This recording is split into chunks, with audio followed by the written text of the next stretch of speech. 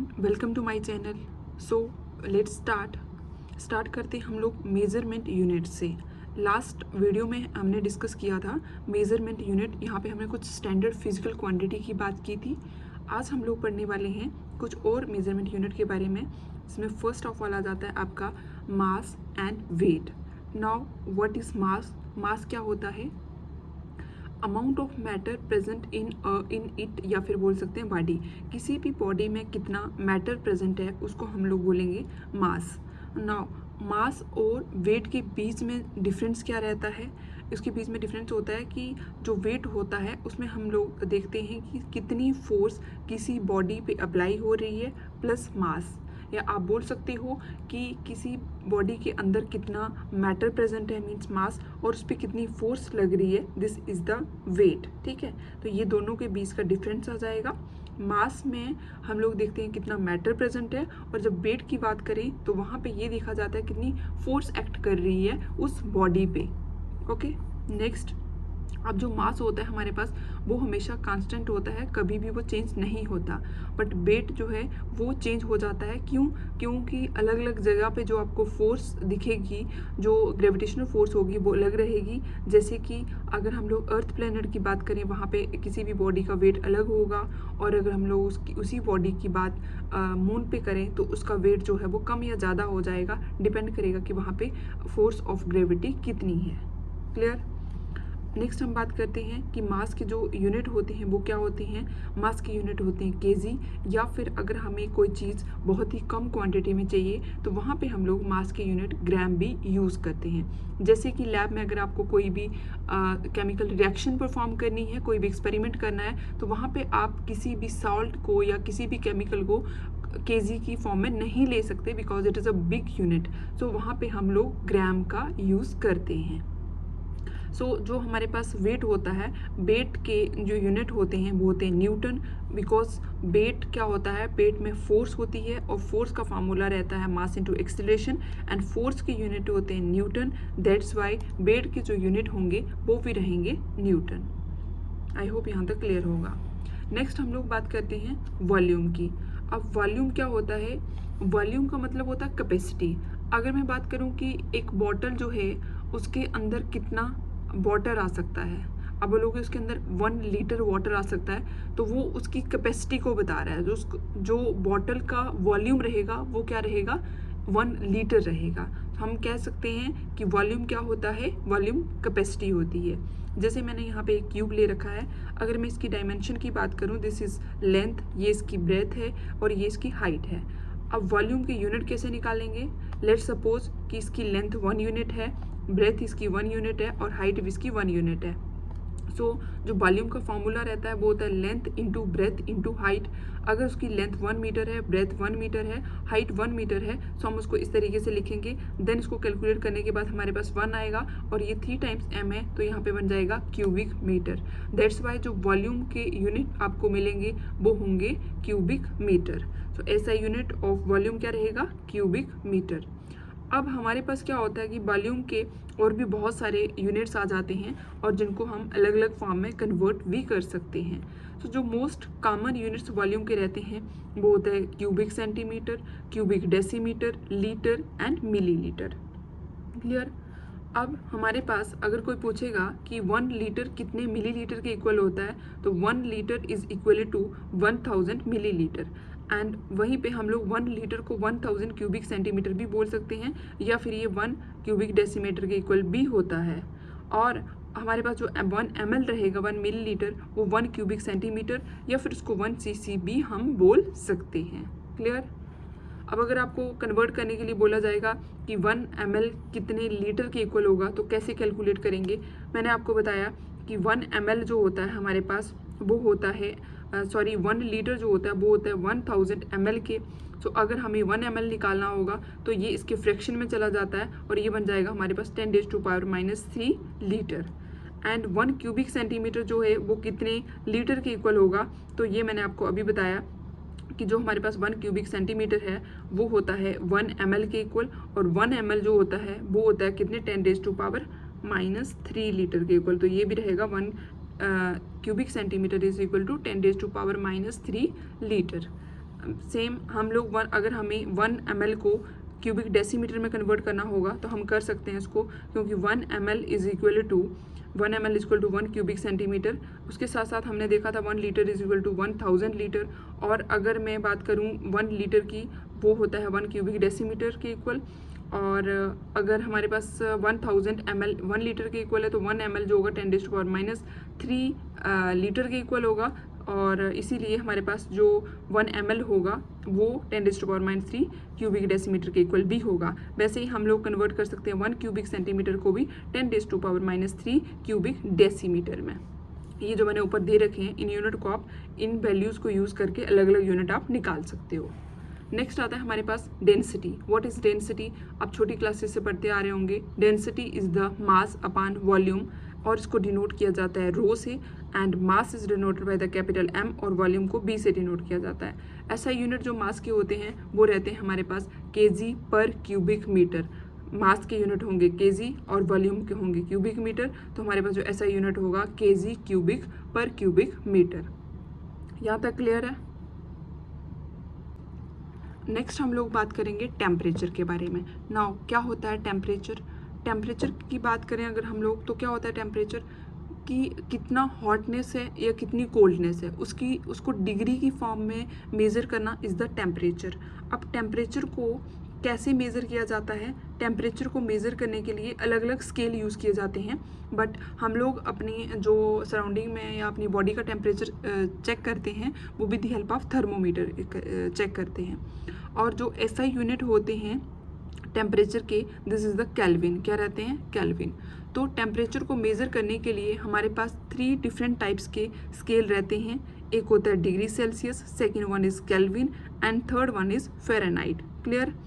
अब अगर आपको कोई भी वैल्यू डिग्री सेल्सियस में दी होगी तो उसको केल्विन में कैसे चेंज करना है या फ़ारेनहाइट में कैसे चेंज करना है ये देखते हैं। उससे पहले हम देखेंगे कि हमारे पास जो सेल्सियस वाला स्केल रहेगा वहाँ पे जो टेम्परेचर होगा 0 degree Celsius to 100 degree Celsius जाएगा, और यहाँ पे ये जो केल्विन में दे रखा है ये रहता है आपका 273.15 केल्विन, यानी कि ये इसका फ्रीजिंग पॉइंट होगा वाटर का, क्योंकि वाटर फ्रीज होता है 0 डिग्री सेल्सियस, और ये 0 डिग्री सेल्सियस की वैल्यू होगी 273.15 केल्विन, और उसका बॉइलिंग पॉइंट रहेगा 100 डिग्री सेल्सियस और जिसकी वैल्यू रहेगी 373.15 केल्विन। अगर हम लोग फ़ारेनहाइट की बात करें तो ये जो 0 डिग्री सेल्सियस इक्वल होगा 32 डिग्री सेल्सियस के इक्वल, और जो 100 डिग्री सेल्सियस होगा वो रहेगा 212 डिग्री फ़ारेनहाइट के इक्वल। तो किस तरीके से हम एक स्केल को दूसरे में कन्वर्ट कर सकते हैं ये हम देखते हैं। हमारे पास कुछ फार्मूला रहते हैं। फर्स्ट फार्मूला की बात करें तो ये रहता है कि अगर आपको फ़ारेनहाइट में चेंज करना है, कोई वैल्यू डिग्री सेल्सियस में दे रखी है तो उसको फ़ारेनहाइट में कैसे चेंज करना है, कोई वैल्यू डिग्री सेल्सियस में दे रखी है तो उसको केल्विन में कैसे चेंज करना है। जैसे आपको दे रखा है 0 डिग्री सेल्सियस टेम्परेचर, तो वो कितने फ़ारेनहाइट के इक्वल होगा? हमारे पास फार्मूला रहेगा 9/5 डिग्री सेल्सियस प्लस 32। तो ये 9/5 0 डिग्री सेल्सियस की जगह हम 0 पुट करेंगे, प्लस 32 आ जाएगा, तो हमारे पास जो 0 डिग्री फ़ारेनहाइट की वैल्यू आ जाएगी, 0 डिग्री सेल्सियस पे जो फ़ारेनहाइट की वैल्यू आ जाएगी वो आएगी 32 डिग्री फ़ारेनहाइट। इसीलिए मैंने इस स्केल में लिख रखा था 0 degree Celsius is equal to 32 degree Fahrenheit. Clear? Next हमारे पास अगर केल्विन को चेंज करना है, अगर डिग्री सेल्सियस को केल्विन में चेंज करना है तो ये फार्मूला रहेगा 0 डिग्री सेल्सियस प्लस 273.15 केल्विन। तो हमारे पास डिग्री सेल्सियस में अगर 0 वैल्यू पुट करूंगी तो प्लस 273.15 आएगा, तो केल्विन हो जाएगा 273.15 केल्विन के इक्वल हो जाएगा। सेम नेक्स्ट अगर हमें जो टेम्परेचर है वो 100 डिग्री सेल्सियस दे रखा है तो वो कितने डिग्री फ़ारेनहाइट के इक्वल होगा? तो यहाँ पे हम लोग 9/5 इंटू 100 प्लस 32 करेंगे, तो हमारे पास 100 डिग्री सेल्सियस पे वो 212 डिग्री फ़ारेनहाइट के इक्वल हो जाएगा।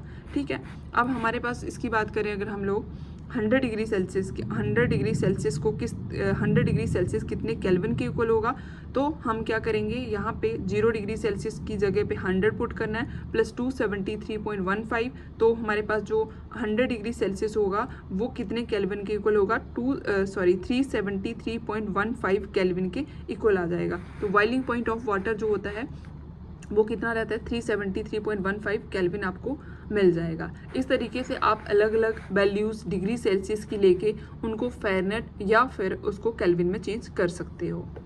आई होप यहाँ तक क्लियर होगा। नेक्स्ट बात करते हैं हम लोग अनसर्टेनिटी इन मेजरमेंट के बारे में।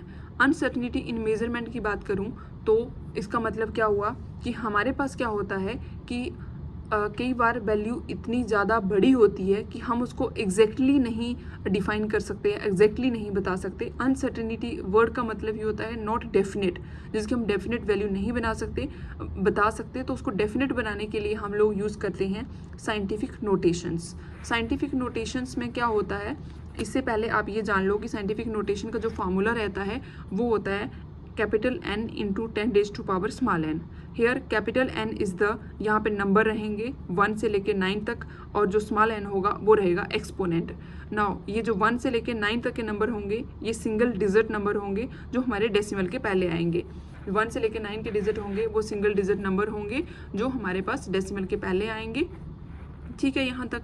अब जैसे हमारे पास एवोगैड्रो नंबर की बात करती हूँ मैं, तो ये हमारे पास एवोगैड्रो नंबर होता है, ये बहुत बड़ा नंबर होता है जिसको आप ऐसे डिफाइन नहीं कर सकते, तो उसको शॉर्ट फॉर्म में लिखा जाता है जिसकी वैल्यू होती है 6.023 इंटू 10⁻⁻24। इस तरीके से इसको लिखा जाता है। अगर आप इसको ओपन करके लिखोगे तो ये बहुत बड़ा है, साइंटिफिक नोटेशन का यूज़ करके इसको शॉर्ट बनाया जाता है इस फॉर्म में। इस एग्जाम्पल से हम समझ सकते हैं, यहाँ पे जो कैपिटल N है वो है हमारे पास 6.023। उसने बोला कि N की वैल्यू जो है 1 to 9 होनी चाहिए, तो हमारे पास कितनी है 6 है, और मल्टीप्लाई बाय हमारे पास 10 और रेज टू पावर कितना हो जाएगा, एक्सपोनेंट आ जाएगा, और एक्सपोनेंट हमारा कितना आ गया -24 आ जाएगा। ठीक है, इनको कन्वर्ट कैसे किया जाता है अब ये देखते हैं हम। जैसे हमारे पास 2534.8.75 एक बड़ी वैल्यू दी है, तो उसको हम लोग साइंटिफिक नोटेशन की हेल्प से कैसे इसको कन्वर्ट कर सकते हैं।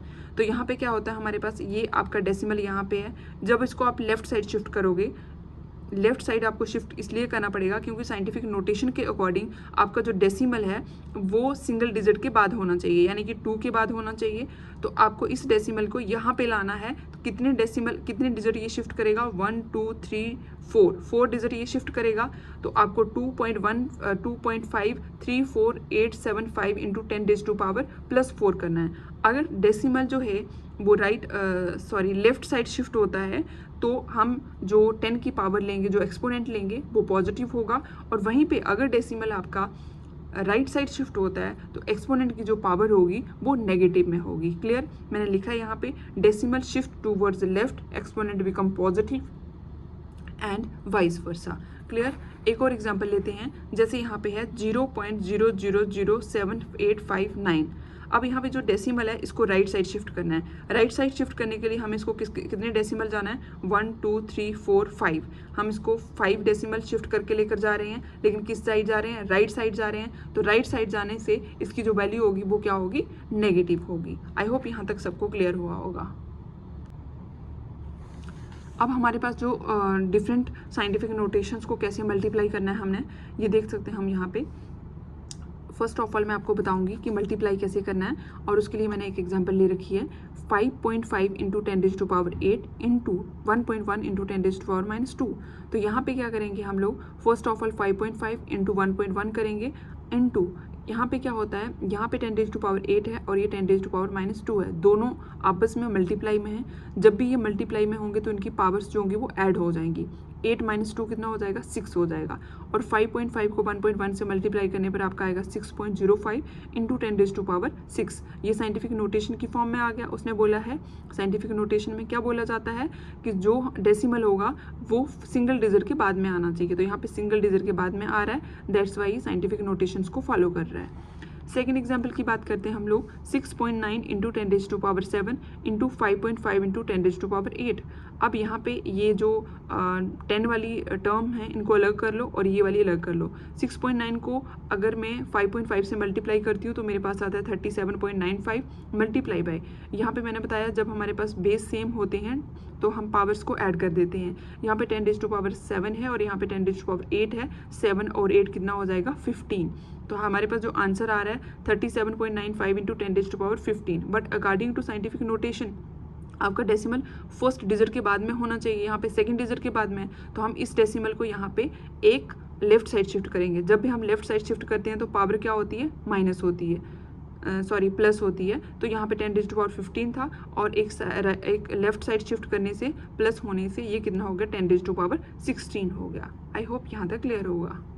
नेक्स्ट हम डिवीज़न की बात करते हैं। साइंटिफिक नोटेशंस को कैसे डिवाइड किया जाता है। तो यहाँ पे मैंने एग्जांपल ली है 2.5 इंटू 10⁻³ इसको डिवाइड करेंगे 5 इंटू 10⁻⁴ से। तो यहाँ पे 2.5 डिवाइड कितना हो जाएगा 5 आएगा, इंटू 10⁻³ डिवाइड में कितना आएगा 10⁻⁴।